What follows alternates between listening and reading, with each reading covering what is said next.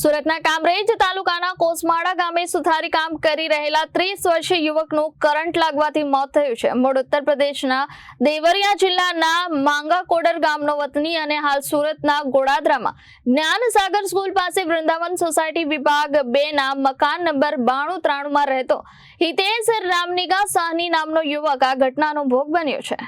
પ્રાપ્ત માહિતી અનુસાર હિતેશ કોસમાળા ગામે એન્થમ સર્કલ નજીક આવેલા વૃંદાવન બંગલોઝ નંબર 15 માં ઉમેશભાઈ પ્રજાપતિના મકાનમાં સુથારી કામ કરી રહ્યો હતો. તે લોખંડના ટેબલ પર ઉભા રહી કામ કરી રહ્યો હતો ત્યારે અચાનક ડ્રીલ મશીન અને લોખંડના ટેબલમાં ઇલેક્ટ્રિક કરંટ આવી ગયો હતો. કરંટ લાગતા હિતેશને તાત્કાલિક નજીકની હોસ્પિટલમાં સારવાર માટે લઈ જવામાં આવ્યો હતો. જો કે ફરજ પરના ડોક્ટરોએ તેને તપાસી મૃત જાહેર કર્યો હતો. આ ઘટનાની જાણ થતાં જ કામરેજ પોલીસને ઘટના સ્થળે પહોંચી હતી. કામરેજ પોલીસે હાલ સમગ્ર મામલે અકસ્માત મોતનો ગુનો દાખલ કરી વધુ કાર્યવાહી હાથ ધરી છે.